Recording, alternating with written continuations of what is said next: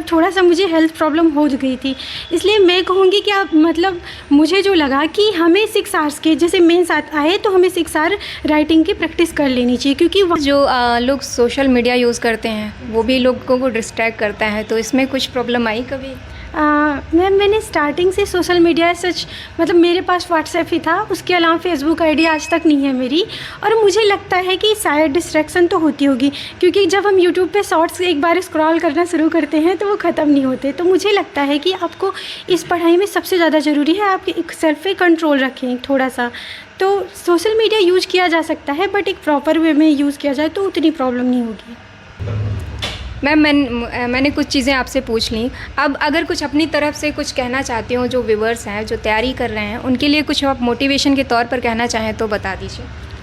मैं बस इतना ही कहना चाहती हूँ कि अगर हम सीरियसली सिविल सर्विसेज में आना चाहते हैं तो हम खुद डिटरमिन्ड होकर पढ़ाई करें और हम खुद को डिस्ट्रैक्ट ना कर पाएँ, ऐसा कुछ करें तो मैम 100% हम सफल ही होंगे। नमस्कार साथियों, यूपीपीएससी डेली न्यूज़ में मैं आपका स्वागत करती हूँ। मैं हूँ अलका पांडे और हमारे साथ हैं यूपीपीसीएस 2021 में सेलेक्ट हुई श्रद्धा मिश्रा। अपने बारे में थोड़ा सा बताएं मैम। जी मैम, जैसा कि आप जानती हैं मेरा नाम श्रद्धा मिश्रा है। मैंने यूपीपीसीएस में ये मेरा फर्स्ट अटेम्प्ट था और मैम मुझे डिस्ट्रिक्ट बैकवर्ड वेलफेयर ऑफिसर की रैंक मिली है। अच्छा, और एजुकेशनल बैकग्राउंड के बारे में बताएं थोड़ा। यस मैम, मैंने अपना ग्रेजुएशन बीएससी में किया है। अच्छा, डॉक्टर राम मनोहर लोहिया अवध यूनिवर्सिटी से। अच्छा। और फिर फैमिली के बैकग्राउंड के बारे में बताएं थोड़ा, भाई बहन मम्मी पापा सब लोग के बारे में। मैम मेरे फादर हाई कोर्ट में लॉयर हैं, मेरे भाई मैम मैकेनिकल इंजीनियर हैं और दीदी होम मेकर हैं, मम्मी होम मेकर हैं। किसका सपोर्ट रहा यहाँ तक की जर्नी में सबसे ज़्यादा? मैम इस पूरी जर्नी में मेरी पूरी फैमिली ने मेरा फुल सपोर्ट किया है, तो सभी का सपोर्ट रहा है। अच्छा, तो प्री की स्ट्रैटेजी के बारे में थोड़ा बताएं कि कैसे प्री की तैयारी की जाए, जो लोग अभी नए व्यूअर हैं या जो पुराने भी देख रहे हैं उनके लिए थोड़ी हेल्प हो जाए। मैम प्रीलिम्स के लिए सबसे इम्पॉर्टेंट है कि आप प्रीवियस ईयर क्वेश्चन पेपर अच्छे से देख लें और उसका सिलेबस वाइज आप देख लें कि कौन से टॉपिक कितने ज़्यादा आ रहे हैं और उसके अलावा मैम स्टैटिक टॉपिक और करंट अफेयर पे आप अच्छे से नोट्स प्रिपेयर कर लें और उसे अच्छे से बार बार रिवीजन करें और टेस्ट सीरीज़ लगाएं बस। अच्छा, सीसैट के बारे में क्या है? सीसैट के लिए ऐसा मुझे कोई ख़ास प्रॉब्लम नहीं थी, बट हाँ ये है कि आप प्रीवियस ईयर क्वेश्चन उसके भी अगर सॉल्व कर लेते हैं तो आपके लिए इजी हो जाता है, मुझे लगता है। नोट्स वगैरह कैसे प्रिपेयर किए जाएँ प्री के लिए? हाँ, प्रीलिम्स के लिए नोट्स प्रिपेयर करने के लिए सबसे सही यही है कि हम PYQs को देखें अच्छे से और ये देखें जो जो इम्पोर्टेंट टॉपिक हैं हम उसके मतलब कि ऐसे छोटे छोटे मतलब कि नोट्स प्रिपेयर कर सकते हैं। अच्छा, आपने पढ़ने के दौरान किसी वेबसाइट से कुछ सर्च किया हो पढ़ाई के लिए या फिर किसी यूट्यूब चैनल का सहारा लिया हो या किसी कोचिंग का, और किसी के नोट्स का क्या बेनिफिट हुआ वो बताएं। मैम मैंने अपनी पूरी स्टडी सेल्फ स्टडी से ही कंप्लीट करी, तो लगभग मैंने इंटरनेट और यूट्यूब इन सब चीज़ों का काफ़ी ज़्यादा यूज़ किया अपनी पढ़ाई में। तो मैम मतलब इन सब चीज़ों को अगर हम अच्छे से प्रॉपर वे में यूज़ करते हैं तो काफ़ी हेल्पफुल रहते हैं। जैसे कि मैम मैंने करंट अफेयर के लिए दृष्टि IAS की वेबसाइट फॉलो करी थी और मैम मैंने जो वो मॉडल आंसर होते हैं मेंस के उनके लिए मैंने फॉलो करा था IAS बाबा। वहाँ पे उन्होंने मॉडल आंसर बड़े अच्छे से प्रिपेयर करके देते हैं, तो उससे हमारी अच्छी प्रैक्टिस हो जाती है और हमें कंटेंट भी अच्छे मिल जाते हैं।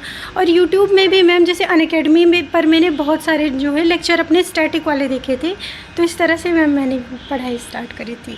अच्छा, तो ये प्री हो गया, सीसैट हो गया, फिर मेंस के लिए कैसे प्रिपरेशन किया आपने?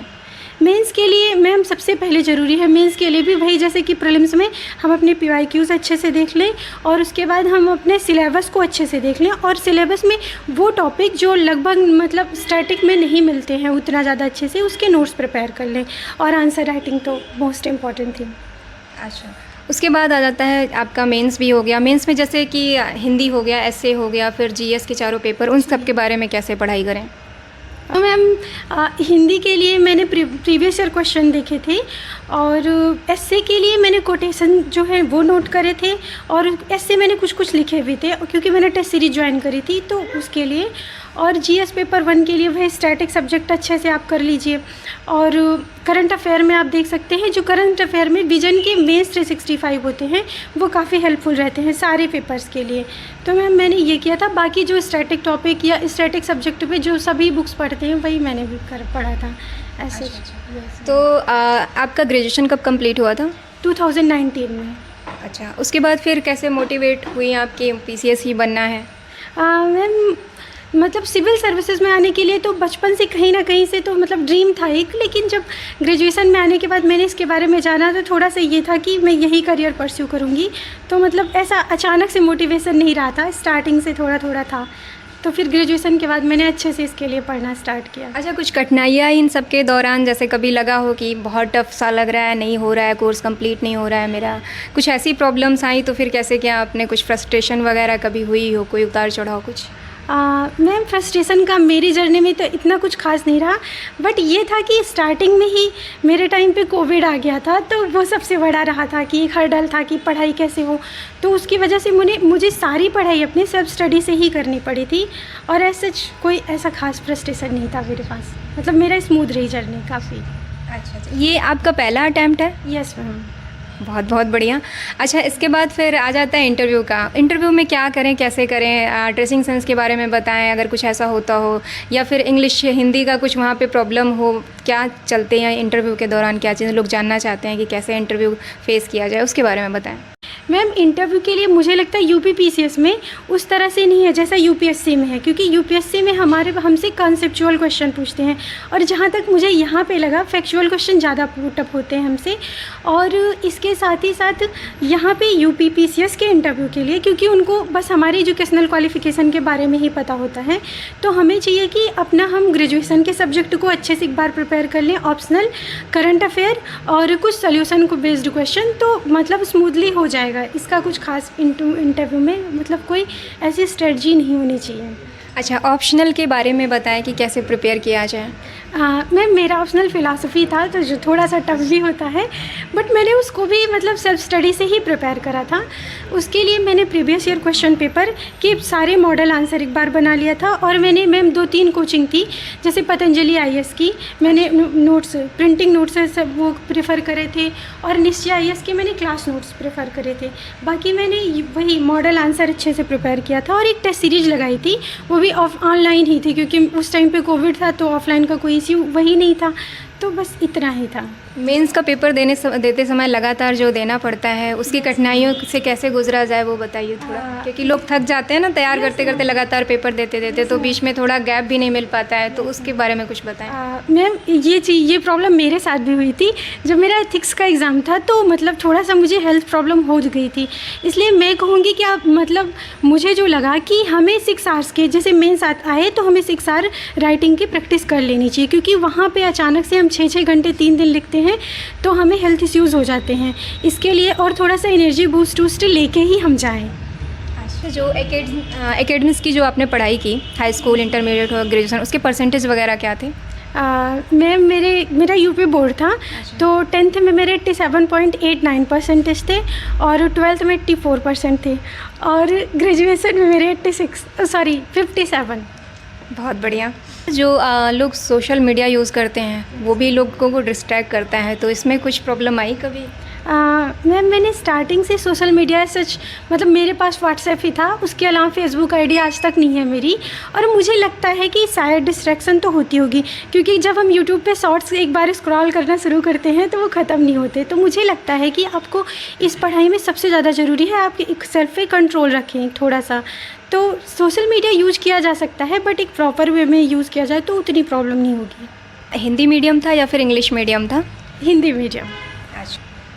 अच्छा, पीसीएस बनने के बाद जो खुशी हुई, उससे पहले कभी बहुत ज़्यादा खुशी हुई हो, किसी बात पर कुछ हुआ हो तो वो बताएं, या फिर बहुत कभी बुरा लगा हो?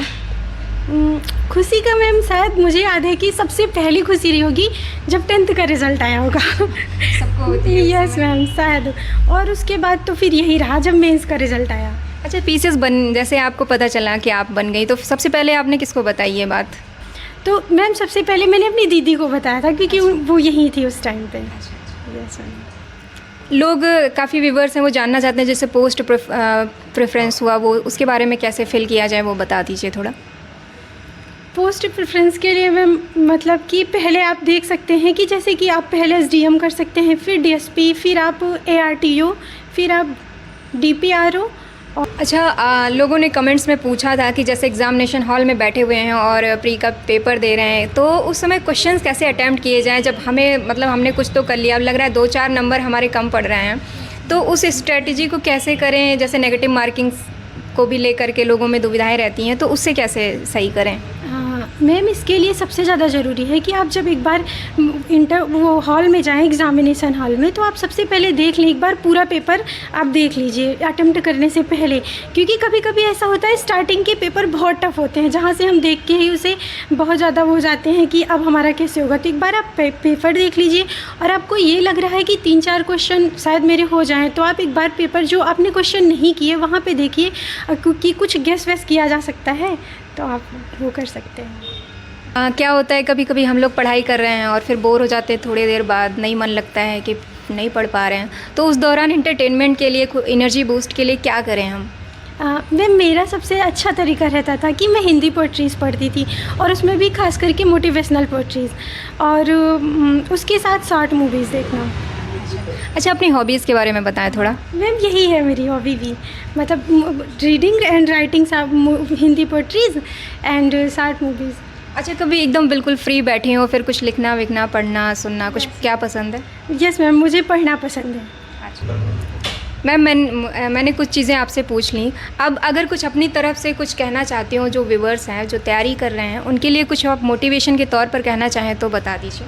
मैम, मैं बस इतना ही कहना चाहती हूँ कि अगर हम सीरियसली सिविल सर्विसेज में आना चाहते हैं तो हम खुद डिटरमिन्ड होकर पढ़ाई करें, और हम खुद को डिस्ट्रैक्ट ना कर पाएँ, ऐसा कुछ करें तो मैम 100% हम सफल ही होंगे।